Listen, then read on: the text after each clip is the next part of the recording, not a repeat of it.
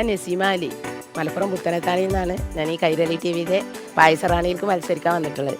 ഇന്നിവിടെ സെമി ഫൈനലിൽ എനിക്ക് കിട്ടിയിട്ടുള്ളത് കോക്കനട്ട് പൗഡർ, ചക്കര, പഞ്ചസാര, പാല്, കിസ്മിസ്, നെയ്യ്, അവൽ, ഏലക്ക, ഇത്രയും സാധനം വെച്ചിട്ട് ഞാനിവിടെ ഒരു പഴത്തിൻ്റെ പ്രഥമനാണ് ഉണ്ടാക്കാൻ പോകുന്നത്. ഈ കഷ്ണങ്ങളാക്കി കട്ട് ചെയ്തെടുത്താൽ നമുക്ക് വേഗം വഴന്ന് കിട്ടുന്നതാണ്.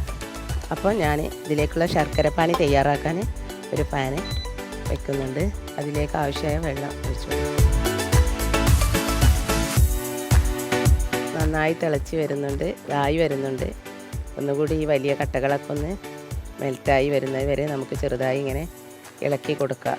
ഈ ശർക്കരപ്പാനി തയ്യാറാക്കി കഴിഞ്ഞതിൻ്റെ ശേഷം നമുക്ക് ഈ കട്ട് ചെയ്ത് വെച്ച പഴം നന്നായി ഒന്ന് വേവിച്ചെടുക്കണം. അത് ചെറിയ തീയിൽ നെയ്യിലിട്ടൊന്ന് വഴറ്റിയെടുക്കണം. ശർക്കരപ്പാനി തയ്യാറായിട്ടുണ്ട്.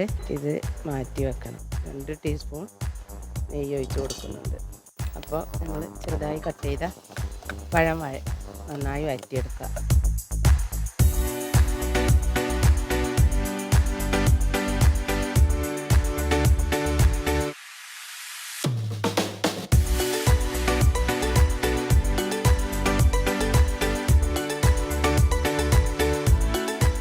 ശർക്കരപ്പാനി പഴത്തിലേക്ക് ഒരു 3 കൈ നമുക്ക് ഒഴിച്ച് കൊടുക്കാം. പഴത്തിനെ നല്ല ഉടച്ച് നമുക്ക് ഇതാക്കിയെടുക്കണം. അപ്പോൾ ഇത് ഏകദേശം വെന്തിട്ടുണ്ട്. ഇനി നമുക്കിതൊന്ന് ഇറക്കി വെക്കാം. ഇനി കോക്കനട്ട് പൗഡർ പാത്രം അടുപ്പിൽ വെച്ച് അതിലേക്ക് ഇത്തിരി വെള്ളം ഒഴിച്ച് നമുക്ക് ഈ പൗഡർ കലക്കിയെടുക്കാനുള്ള വെള്ളം ഒന്ന് തിളപ്പിച്ചെടുക്കാം. ഞാൻ ഈ കോക്കനട്ട് പൗഡർ ഒന്ന് പാലാക്കി എടുക്കുക. അതിലേക്ക് തിളച്ച വെള്ളം ഒഴിച്ച് കൊടുത്ത് നന്നായി മിക്സ് ചെയ്തെടുക്കും. അപ്പോൾ ഇത് പൗഡർ ആയതുകൊണ്ട് ഇത് ഞാൻ 1-ാം പാലിനുള്ള കട്ടിയിലാണ് ആക്കിയെടുക്കുന്നത്. പൗഡർ ആയതിനെ കൊണ്ട് നമുക്ക് അങ്ങനെ 1-ാം പാലായിട്ട് എടുക്കാനാണ് കുറച്ച് തിക്കായിട്ട് ചെയ്യുന്നത്. ഇത് ഇത്ര തിക്കായി ഉണ്ടാക്കിയത് പൗഡർ കൊണ്ട് നമുക്ക് 1-ാം പാലും ഉണ്ടാക്കിയെടുക്കാൻ പറ്റും. അപ്പോൾ ഇത് കുറച്ച് കട്ടിയിലായിട്ടാണ് എടുത്തിട്ടുള്ളത്. ഇനി ഇതിനെ നമുക്ക് 2-ാം പാലായിട്ട് കുറച്ച് ലൂസാക്കിയിട്ട് തന്നെ എടുക്കാം. നമുക്കിതിന് വീണ്ടും അടുപ്പിലേക്ക് വെക്കാം. അല്പം ഏലക്കാപ്പൊടി,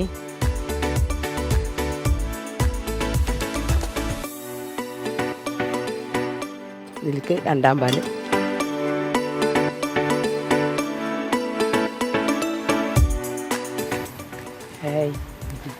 ഏതാണ്ട് ലാസ്റ്റ് സ്റ്റേജിലാണല്ലേ?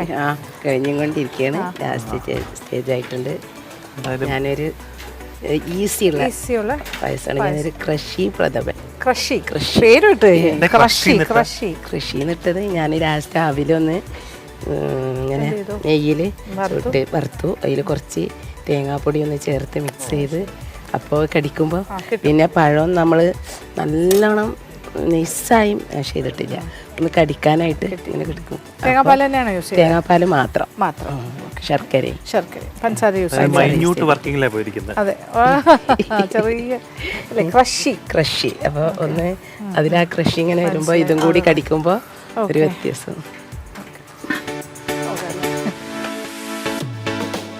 അപ്പം ഇനി ഞാൻ ഫസ്റ്റ് എടുത്ത് വെച്ച കട്ടിയിൽ ഉണ്ടാക്കിയ കോക്കനട്ട് പൗഡർ മിക്സ് ചെയ്ത് വെച്ചത് ഇതിലേക്ക് ഒഴിച്ച് കൊടുക്കുക. അപ്പോൾ പായസം റെഡി ആയിട്ടുണ്ട്. ഇനി നമുക്കിത് ഇറക്കി വെച്ച് ഇതിലേക്കുള്ള അണ്ടിപ്പരിപ്പും മുന്തിരിയൊക്കെ ഒന്ന് വറുത്ത് കോരാം.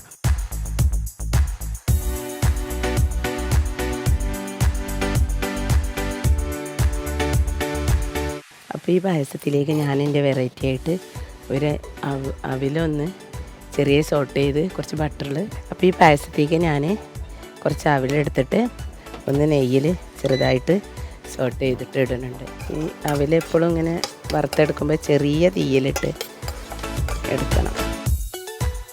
ഇതിലേക്ക് ഒരു 2 സ്പൂൺ കോക്കനട്ട് പൗഡർ ഇട്ട് നമുക്കിതിനെ ഒന്ന് മിക്സ് ചെയ്ത് വെക്കാം. അത് ഈ അവിലിനൊരു വേറെ നിൽക്കാനാണ് നമ്മൾ ഇങ്ങനൊരു ഇത് ചെയ്യുന്നത്. അവിൽ പായസത്തിലിടുമ്പോൾ അങ്ങനെ കടിക്കാനായിട്ട് നമുക്ക് നല്ല ടേസ്റ്റ് ആയിരിക്കും. അതിനാണ് ഇങ്ങനെ ചെയ്യണത്. അപ്പം ഞാനിതിവിടെ ഇനി മാറ്റി വെക്കുന്നുണ്ട്. അപ്പോൾ എൻ്റെ പായസം എല്ലാം തയ്യാറായി കഴിഞ്ഞിട്ടുണ്ട്. ഇനി ഇതിനിവിടെ മാറ്റി വെച്ചിട്ട് നമുക്ക് സെർവ് ചെയ്യുമ്പോൾ അത് പാത്രത്തിലേക്ക് മുകളിൽ ഇട്ട് കൊടുക്കാം. അപ്പോൾ എൻ്റെ പായസം ഇവിടെ എല്ലാം റെഡിയായി കഴിഞ്ഞിട്ടുണ്ട്. ഇതാ പായസം റെഡിയായി. അതിലേക്ക് ഇത് ലാസ്റ്റ് നമുക്ക് ഇട്ട് കൊടുക്കാനുള്ളത് റെഡി ആയിട്ടുണ്ട്.